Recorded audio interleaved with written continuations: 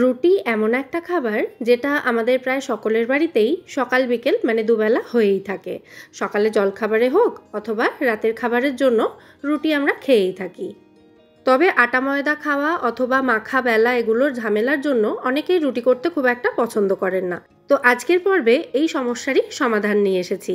আটা ময়দা ছাড়া এবং মাখা বেলা এসবের ঝামেলা ছাড়াই কি করে এরকম ফুলকো ফুলকো রুটি তৈরি করতে হয় আজ সেটাই করে দেখাবো আপনাদেরকে। নমস্কার বন্ধুরা, মেঘার সাথে বাঙালিয়ানার আরও একটি নতুন পর্বে আপনাদের সবাইকে স্বাগত। আশা করি আপনারা সবাই খুব ভালো আছেন। এবং আচ্ছা, বেশি বকবক না করে সরাসরি রেসিপিতে চলে যাই। আজকের এই রুটিটা আমি তৈরি করে দেখাবো সুজি দিয়ে। আমি এখানে হাফ কাপ পরিমাণে সুজি নিয়েছি। যে কোনো কোম্পানির যে কোনো সুজি আপনারা এখানে ব্যবহার করতে পারেন। ছোট দানা বড় দানা এসব দেখার দরকার নেই।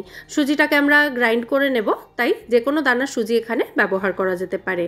তো এবার এই সুজিটাকে একটা মিক্সার জারের মধ্যে আমি নিয়ে নেব। এটা গুঁড়ো করে নেব প্রথমে শুকনো অবস্থাতেই। সুজিটা গুঁড়ো করার পর মিক্সার জারের ঢাকনাটা কিন্তু সঙ্গে সঙ্গে খুলবেন না, 2-3 মিনিট রেখে তারপর খুলবেন। 2-3 মিনিট রাখার পরেও জারের ঢাকনাটা খুলেছি যখন অনেকটাই পাউডার উঠলো, দেখতেই পেলেন, তো এই কারণেই বললাম।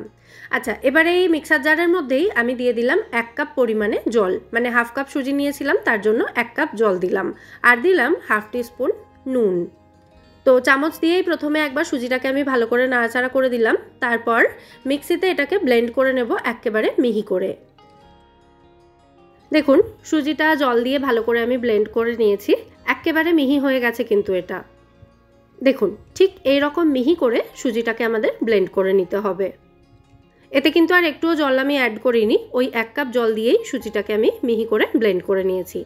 তো এবার একটা বাটির মধ্যে সুজির এই ব্যাটারটা আমি ঢেলে নিচ্ছি। এটা দিয়েই কিন্তু আমাদের রুটিগুলো তৈরি হয়ে যাবে, আর কিচ্ছু মেশাতে হবে না এর মধ্যে। তো এবার রুটিগুলো বানানোর জন্য গ্যাসে একটা ফ্রাইং প্যান বসিয়ে খুব ভালো করে গরম করে নিয়ে কয়েক ফোঁটা তেল দিয়ে তেলটা একটা ব্রাশের সাহায্যে পুরো ফ্রাইং প্যানটাতে এভাবে একটু মাখিয়ে দিচ্ছি। রুটিগুলো বানানোর জন্য কিন্তু তেলের প্রয়োজন নেই, জাস্ট আমি একটু ফ্রাইং প্যানটা গ্রিস করে নিলাম। আর এই একবারই তেলটা একটু ব্রাশ করে দিলাম, এরপর কিন্তু আর তেল ব্রাশ করারও দরকার হবে না। তো এবার যে ব্যাটারটা রেডি করেছিলাম সেটাকে আরও একবার ভালো করে মিশিয়ে নিয়ে তারপর হাতায় করে 1 হাতা মতো ব্যাটার এই ফ্রাইং প্যানের মধ্যে আমি ঢেলে দেব। তারপর ফ্রাইং প্যানটা ধরেই ব্যাটারটাকে এভাবে একটু ঘুরিয়ে গোল করে দেব রুটির মতো। ব্যাস, আর কিছু করার দরকার নেই। এবার মিডিয়াম ফ্লেমে এটাকে গ্যাসে বসিয়ে রাখবো।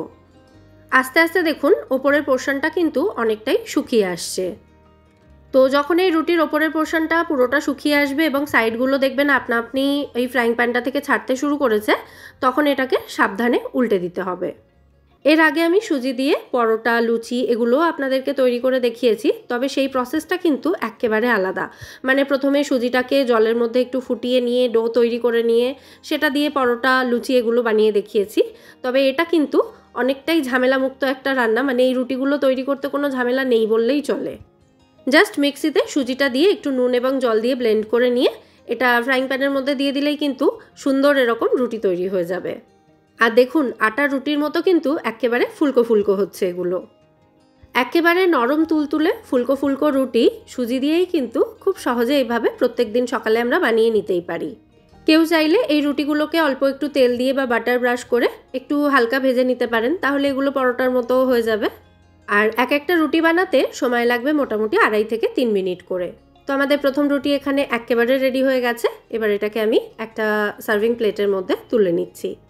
একই রকমভাবে বাকি রুটিগুলোও তৈরি করব, তবে এবার আমি ব্যাটারটা আরেকটু জল দিয়ে পাতলা করে নিচ্ছি আর একটু পাতলা রুটি তৈরি করার জন্য। আপনারা চাইলে একটু মোটাও বানাতে পারেন, একটু পাতলাও তৈরি করতে পারেন। আগের যে ব্যাটারটা ছিল সেটা একটু ঘন ব্যাটার ছিল, ওটা দিয়ে রুটি বানাতে সময়টা একটু বেশি লাগে। আর ব্যাটারটা একটু পাতলা করে নিলে সেটা দিয়ে রুটি বানাতে কিন্তু সময়টাও অনেকটা কম লাগে। আর পাতলা ব্যাটার তৈরি করে যদি রুটি তৈরি করা হয় সেই রুটি যে ফুলবে না সেরকমটাও নয়, এই রুটিগুলোও কিন্তু খুব সুন্দর ফুলবে। শুধু কিছু ছিদ্র তৈরি হবে ব্যাটারটা ফ্রাইং প্যানে দেওয়ার পর, তবে রুটিগুলোকে এভাবে একটু চেপে চেপে যদি সেঁকে নেওয়া হয় তাহলে দেখবেন ছিদ্রগুলো কিন্তু অনেকটাই ভরাট হয়ে যাবে। মানে ভেতরে তো সুজির ব্যাটার খানিকটা কাঁচা অবস্থায় রয়েছে প্রথম দিকটাতে, তো এইভাবে হালকা যদি চেপে চেপে নেওয়া হয় তাহলে সেই ব্যাটারটা কিন্তু ছড়িয়ে গিয়ে ছিদ্রগুলো বন্ধ করে দেবে। তারপর এভাবে একটু চেপে চেপে সেঁকে নিলেই দেখবেন এই রুটিগুলোও কিন্তু খুব সুন্দর ফুলবে। দেখতেই পাচ্ছেন কি সুন্দর ফুলছে রুটিগুলো। তো আমি দুরকমভাবে ব্যাটার দিয়েই রুটি তৈরি করে দেখিয়ে দিলাম, মানে একটু মোটা রুটি এবং একটু পাতলা রুটিও তৈরি করে দেখিয়ে দিলাম। আপনাদের যেরকমটা পছন্দ হবে আপনারা সেরকমভাবে রুটিগুলো বানিয়ে নিতে পারেন। তো আমাদের সেকেন্ড রুটিও এখানে একেবারে রেডি, এটাকেও আমি সার্ভিং প্লেটে তুলে নিচ্ছি। হাফ কাপ সুজি দিয়ে এরকম মাঝারি সাইজের 5টা রুটি তৈরি হয়েছিল। তো রুটিগুলো কতটা নরম তুলতুলে সেটা একটু দেখিয়ে দিই আপনাদের। দেখুন হাতের মুঠোর মধ্যে চলে আসছে, আর এগুলো কিন্তু একটুও স্টিকি টাইপের হয় না। দেখুন খুব সুন্দরভাবে কিন্তু রুটিটা আমি খুলে দেখিয়ে দিলাম, একটুও কোথাও আটকে যায়নি। তাহলে রোজ রোজ ওই আটা ময়দা মাখার ঝামেলা না করে মাঝে মধ্যে সুজি দিয়ে এরকম রুটিও তৈরি করে নিতে পারেন, আর এগুলো কিন্তু শুধু শুধু খেতেও বেশ ভালো লাগে। আর সাথে যে কোনো সাইড ডিশ থাকলে তো কোনো কথাই হবে না, সেগুলো দিয়ে তো ভালো লাগবেই। তাহলে আজকের এই সুজির রুটির রেসিপিটা আপনাদের কেমন লাগলো সেটা কিন্তু অবশ্যই আমায় কমেন্টে জানাবেন। রেসিপিটা ভালো লাগলে ভিডিওটাকে ছোট্ট করে একটা লাইক এবং শেয়ার করে দেওয়ার অনুরোধ রইল।